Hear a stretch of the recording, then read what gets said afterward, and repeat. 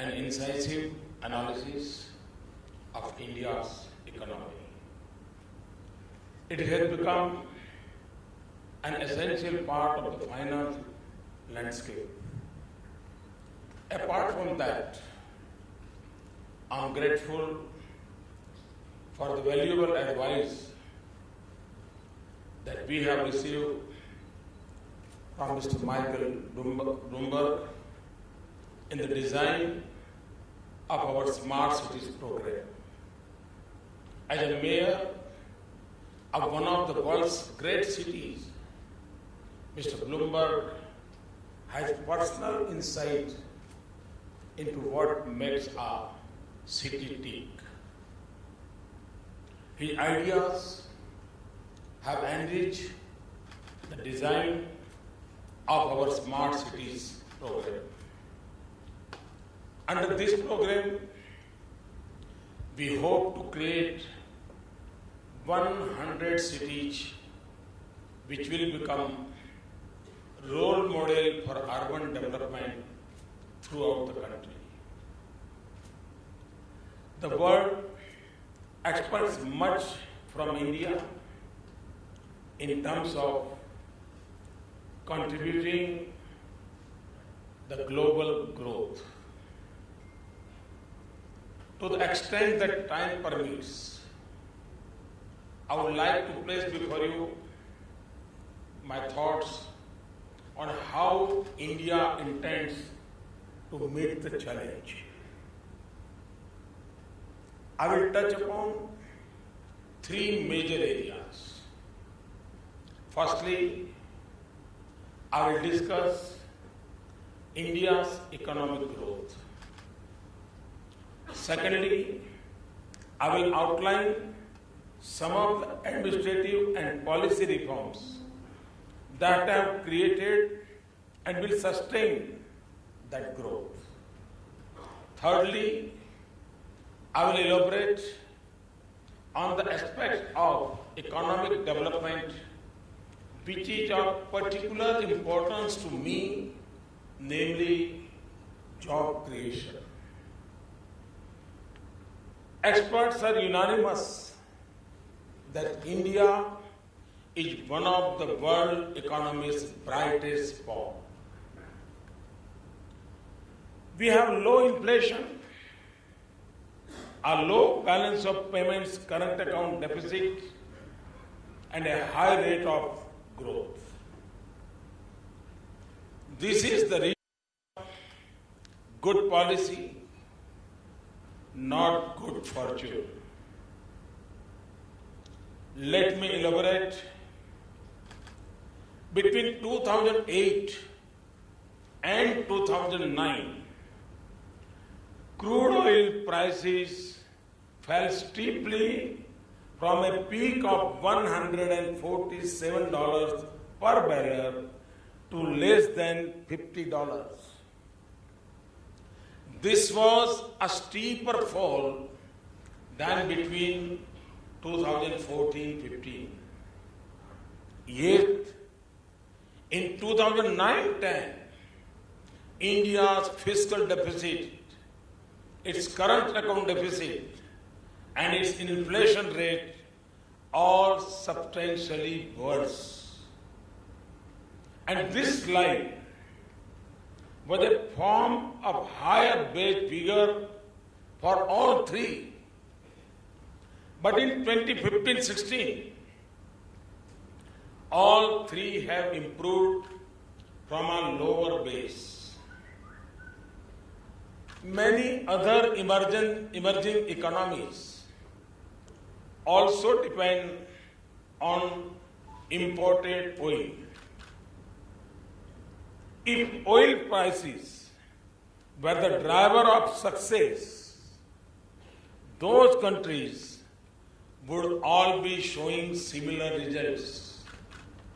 But they are not. We have not been lucky with global trade or growth.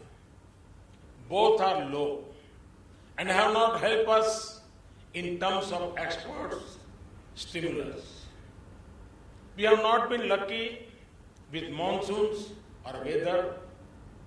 2015 and 2014 have both been drought years. Drought was compounded by unseasonal hailstorms. Yet, food grain production has remained much higher and inflation much lower than in the last comparable drought year, which was 2009 and 10.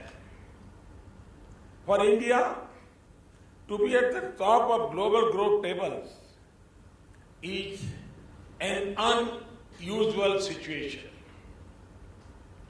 Obviously, there are some who find that difficult to digest and come up with imaginative and fanciful ideas to belittle that achievement.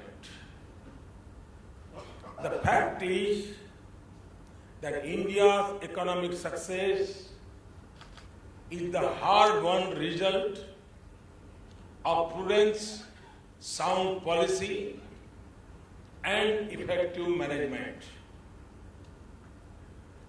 I will elaborate on some of our policies later, but for now, let me emphasize just one fiscal consolidation.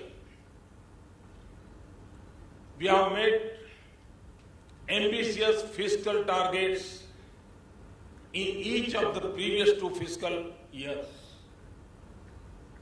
We have reduced the deficit even while increasing capital expenditure. And the reduction has come despite an unprecedented steep cut in the centre's share of tax revenues in the award of the 14th Finance Commission. For 2016-17, we have targeted a fiscal deficit of 3.5% of GDP. This will be the second lowest level in the last 40 years. Our growth rate is acknowledged at the highest among major economies. There are some who remain confused and have said that the growth rate does not feel right. Perhaps I can be of some assistance to them in reducing the confusion by stating facts and place of feelings. Let us first look at credit. There has been a smart pickup in credit growth after September 2015. Credit uptake between February 2015 and February 2016 increased by 11.5%. The overall fund flow to the corporate sector through equity and borrowings of various kinds, domestic and foreign, has increased in the first 3 quarters of 2015-16 by over 30%. There are some very interesting figures on credit ratings. In 2013 and 2014, the number of firms whose credit rating was downgraded was much higher than those who were upgraded. That has now changed decisively. Upgrades are up and downgrades are down. In the first half of fiscal year 2015-16, for every company getting a downgrade, there were more than 2 companies which received upgrades the best level in recent years. Among firms with low levels of leverage, the situation is even better. Upgrades exceed downgrades by a huge margin. The number of upgrades is 6.8 times the number of downgrades for large firms with low leverage. For medium-sized firms, the ratio is 3.9, and for small firms, it is 6.3. These are exceptionally robust numbers. The only segment showing an increase in downgrades is highly leveraged large firms. The government and Reserve Bank have taken tough action to recover dues from large corporate defaulters. Perhaps the noise from this segment has influenced media perceptions. Moving from credit to investment, net foreign direct investment in the third quarter of the current financial year was an all-time record. But to me, more interesting is the dramatic increase in certain important sectors. In the period from October 2014 to September 2015, FDI in fertilizer was $224 million compared to just $1 million in the period October 2013 to September 2014. In sugar, it was $125 million compared to just $4 million. In agriculture machinery, it doubled to $57 million from $28 million. These are sectors that are closely connected with the rural economy. I am thrilled to see that foreign investment is flowing into this rural economy. In the year up to September 2015, FDI in construction activities showed 360% growth. Computer software and hardware had 285% growth. FDI in the automobile industry grew 71%. This is concrete evidence that the Make in India policy is having effect in employment-intensive sectors.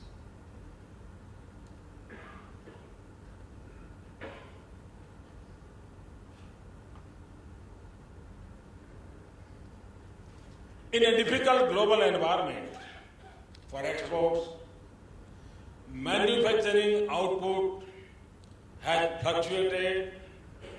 However, several key subsectors of manufacturing are growing rapidly. Motor vehicle production, which is a strong indicator of consumer purchasing power and economic activity, has grown at 7.6%. The employment-intensive bearing apparel sector has grown at 8.7%. Manufacturing of furniture has grown by 57% and is suggesting a pickup in sales of flats and houses. Looking towards the future, let me turn to agriculture. In the past, the emphasis has been on agricultural output rather than on farmers' incomes. I've set the objective of doubling farmers' income by 2022. I've laid this out as a challenge, but it is not merely a challenge. With a good strategy, well-designed programs, adequate resources, and good governance in implementation, this target is achievable. And as a large share of our population depends on agriculture, a doubling of farmers' incomes will have a strong benefits for other sectors of the economy. Let me outline our strategy. First, we have introduced a big focus on irrigation with a large increase in budget. We are taking a holistic approach which combines irrigation with water conservation. The aim is per drop, more crop. Second, we are focusing on provision of quality seeds and on efficiency of nutrient use. The provision of soil health cards enables accurate selection of inputs according to the requirements of each field. This will lower cost of production and increase net income. Third, a large portion of the harvest is lost before it reaches the consumer. In perishables, loss occurs in transit. In non-perishable, it happens during storage. We are reducing post-harvest losses through big investment in warehousing, infrastructure, and cold chain. We have greatly increased the outlay for agriculture infrastructure. Fourth, we are promoting value addition through food processing.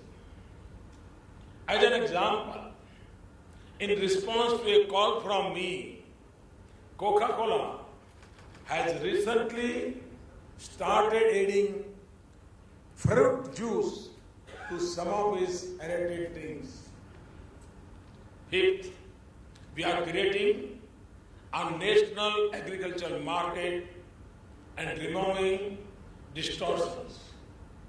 A common electronic market platform is being introduced across 585 regulated wholesale markets. We want to ensure that a higher share of the final price goes to the farmer with less going to middlemen. The introduction of FDI in marketing of domestic food products in this budget is with the same objective. Sixth, we have introduced the Pradhan Mantri Fasal Bima Yojana.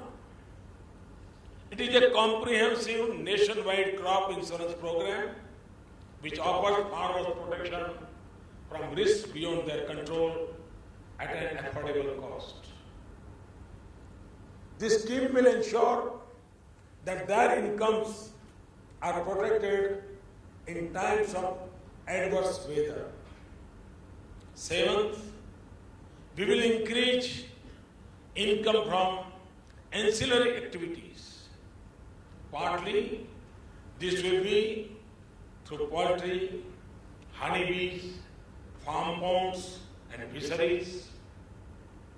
We are also encouraging farmers to use uncultivated portions of their land, especially boundaries between fields, for growing timber and placing solar cells. Through a combination of growth in production, more efficient input use, reduction in post-harvest losses, higher value addition, reduced marketing margins, risk mitigation, and ancillary activities, I am confident we will achieve the targeted doubling of farmers' income. I am happy to note that Dr. M.S. Swaminathan, the dawn of Indian agriculture, seems to agree. He wrote to me after the budget expressing gratitude for the farmer-centric budget. He welcomed the income orientation given to farming. He went on to say, and I quote, "On the whole, the budget had tried to be as pro-farmer as possible, subject to the limitation of resources. Seeds have been shown for agriculture transformation and for attracting and retaining youth in farming. The dawn of a new era in farming is in sight." Unquote. Let me now turn to some of the programs and policies that underpin our growth. As I have said before, my goal is reform to transform. The aim of reform is to transform the lives of ordinary people. Let me start with administrative reforms and our focus on execution. In a country like India, resources are scarce while problems are abundant. An intelligent strategy is to optimize use of resources through efficiency in implementation. Mere announcement of policies or so-called policies achieves little. Even more than reform policies, we need transformed execution. Let me illustrate. The National Food Security Act was passed in 2013 but remained without implementation in most of the states. In the Mahatma Gandhi National Rural Employment Guarantee Scheme, much of the expenditure was leaking out to touts, middlemen, and the non-poor through expenditure was recorded in the books. We are now implementing the Food Security Act nationwide. We have drastically reduced leakages in the employment guarantee scheme and ensured that money reaches those for whom it is intended. We are focused on creating durable assets that benefit the population rather than the touts. And instead of taking about the virtues of financial inclusion, we have actually completed the task and brought over 200 million people into the banking system. our record on implementation in general and reduction in corruption in particular is now well understood. So I will be brief. Coal, minerals and spectrum have been auctioned transparently, raising large amounts. Managerial improvements have resulted in elimination of the power shortage, a record high in highway construction per day, and record port throughput. We have a launch in number of new programs across various sectors. Many legacy issues have been solved. The number of stalled projects has declined. The long-closed Dabhol power plant is operational again, thanks to our coordinated efforts, and is generating power, saving jobs, and avoiding bad debts for the banks. Let me now turn to policy reforms. I have referred to the durable reduction in inflation since this government took office.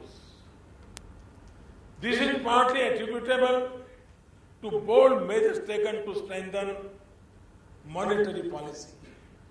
Last year, we entered into a monetary framework agreement with the Reserve Bank of India. This year, we have introduced in the Finance Bill amendments to the Reserve Bank of India Act. Under this amendment, the RBI will have an inflation target and will set monetary policy through a monetary policy committee. The committee will have no member from the government. Through this reform, monetary policy will acquire an inflation focus and a level of institutional autonomy unprecedented in major emerging markets and greater than several developed countries. Together with our adherence to the part of fiscal consolidation, this is a testimony to a strong commitment to macroeconomic prudence and stability. Another major policy reform is in the petroleum sector. Under new hydrocarbon exploration licensing policy, there will be pricing and marketing freedom and a transparent revenue sharing methodology. This will eliminate many layers of bureaucratic controls. For ongoing projects which have not been developed, we have also given marketing and pricing freedom subject to a transparent ceiling based on published import parity prices. For renewal of existing production sharing contracts, we have introduced a transparent method involving a flat percentage increase in government profit share. This removes discretion and uncertainty. Parliament has passed the Real Estate Regulation Act, which will go a long way in transforming the real estate market, protecting buyers and promoting honest and healthy practices. Along with the passing of this long-pending bill, we have introduced tax incentives for developers and buyers of housing for the neo-middle class and the poor. The Uday scheme in the power sector has permanently changed the incentive structure for state governments. Ambitious operational targets are backed by credible incentive to perform. Under this scheme, in a phased manner, State governments will have to take over losses of distribution companies and count them against their fiscal deficit target. This imposes a hard budget constraint on the states.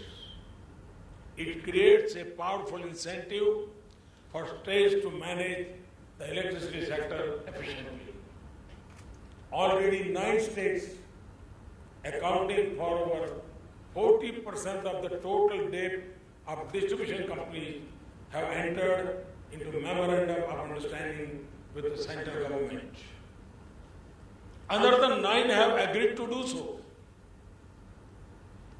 You are probably aware of this government's sweeping policy reforms in renewable energy.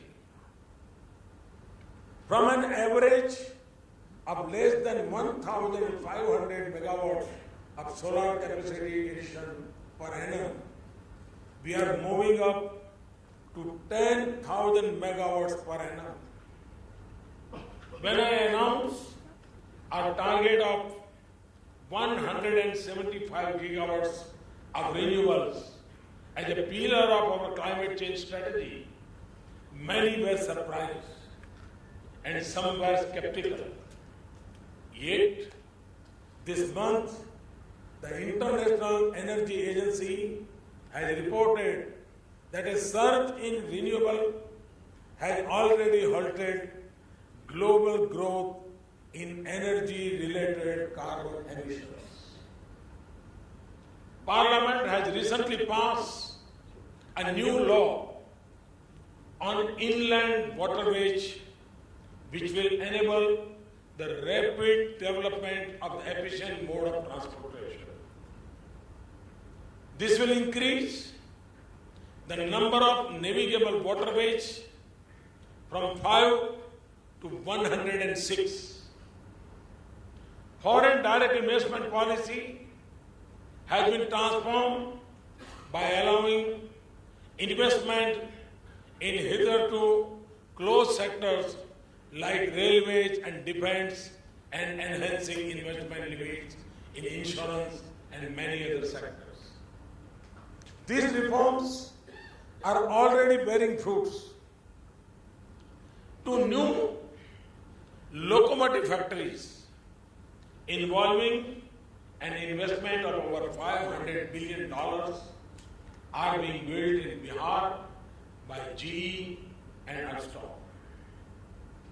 In insurance, 9,600 crore rupees, approximately $150 million of FDI in 12 companies from leading global insurance has already been approved. We have enhanced the limits for foreign investment in stock exchanges and allowed them to be listed. I'm sure you are aware of the reforms we have undertaken to promote private equity venture capital and an ecosystem for startups. I note that this new economy is the focus of your panel discussions also. Finally, let me turn to the major steps we have taken in the area of generating employment. This is one of my highest priorities. India is a capital scarce, labor abundant country. 8. The corporate tax structure has favored capital-intensive production. Tax benefits like accelerated depreciation and investment allowances have created an artificial bias against laborers. Labor regulations have also tended to promote informal employment without social protection rather than formal employment. We have taken two important steps to change this. Firstly, if any firm subject to tax audit increases its workforce, it will get a 30% weighted tax reduction on the extra wage cost for 3 years. Earlier, such a benefit was available only to very few industrial employers and had so many restrictions that it was practically ineffective.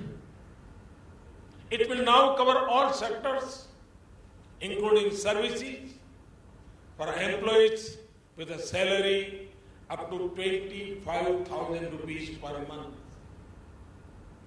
Secondly, the government has taken the responsibility for paying pension contribution for 3 years for all new persons enrolling in the employee provident fund.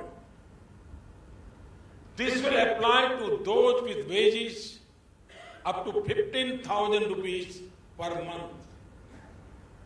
We expect lots of the unemployed and the informally employed to benefit from these initiatives. In a reform to eliminate corruption in government recruitments, we have abolished interviews for lower and middle level positions. They will now be filled on the basis of transparent examination results. You are aware that results of government entrance examinations for engineering and medical colleges are being used by private colleges also. I am happy to announce one more measure to improve the labor market and benefit the unemployed. The government and the public sector undertakings conduct a number of recruitment examinations. So far, the scores in these examinations have been retained by the government.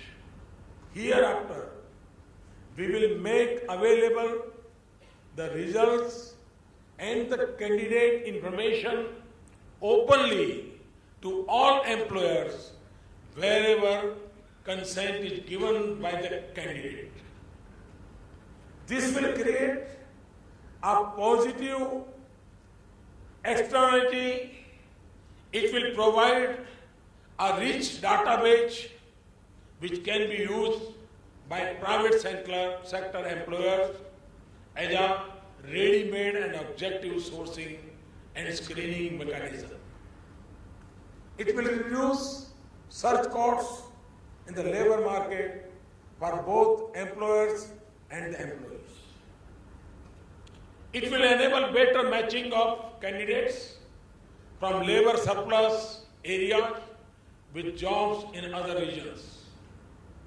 You may be aware of the spectacular progress of the Pradhan Mantri Mudra Yojana. Over 31 million loans have been sanctioned to entrepreneurs for a total value of nearly $90 billion this year. You will be pleased to know that 77% of these entrepreneurs are women and 22% of them are from the scheduled caste and scheduled tribes. Even if we assume conservatively that on average each enterprise creates just one sustainable job, this initiative itself amounts to 31 million in new employment. The Stand Up India scheme will also provide 250,000 entrepreneurship loans to women and scheduled castes and scheduled tribes. My government's measures on skill development are well known. In the budget, we also announced two path-breaking reforms in the education sector, which I wanted to elaborate. Our aim is to empower higher educational institutions to help them attain the highest standards. To start with, we will provide an enabling regulatory architecture to 10 public and 10 private institutions so that they emerge as world-class teaching and research institutions. The regulatory framework will be separate from existing structures like University Grant Commission and All India Council for Technical Education. They will have complete autonomy on academic, administrative, and financial matters. We will provide additional resources for the next 5 years for the 10 public universities. This will eventually allow ordinary Indians affordable access to world-class degree courses. This initiative is the beginning of a journey to restore the original mandate of higher education regulators. There should be facilitators and guides driven by norms of self-disclosure and transparency instead of top-down command and control. Eventually, through regulatory reform, we aspire to world-class standards in all colleges and universities. Another initiative is in school education. We have achieved much quantitative progress in access and pupil-teacher ratio. The foundation of today's knowledge economy is the quality of its school leavers. We have now decided that the quality of learning outcomes will be the government's primary objective. Accordingly, we will allocate an increasing share of resources under the Sarva Shiksha Abhiyan to quality. These funds will be used to promote local initiatives and innovations to improve learning outcomes. I'm sure all of you who are parents and all of you who are employers will welcome these steps in higher and school education respectively. In conclusion, ladies and gentlemen, we have initiated many steps, many more lie ahead. Some have begun bearing fruits. What we have achieved so far gives me the confidence that with the support of the people, we can transform India. I know it will be difficult, but I'm sure it is doable. And I'm confident it will be done. Thank you.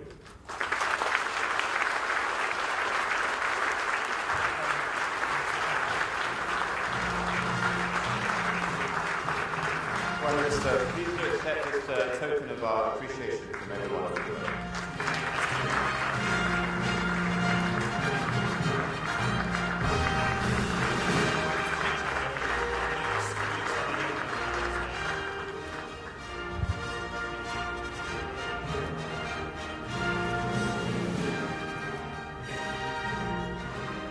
Honourable Prime Minister, it's my great pleasure to formally thank you again for your words today, your very wide-ranging and detailed speech on your vision for the Indian economy. I was particularly struck by the vast range of the policy reforms that your government is undertaking, and certainly the focus and energy with which you're pursuing each of these goals, whether it be agricultural reform, the economic development of the countryside and the cities with the Smart Cities Initiative, the push to change, to create a monetary policy committee in the central bank, and of course the crucial question of job creation across the nation. Issues that are both interesting for the Indian public here at home and also for our global audience of investors. You said that the world expects much from India, and indeed it does. You also said that the economic growth that we are enjoying in this country now is the result of good policy and not of good fortune.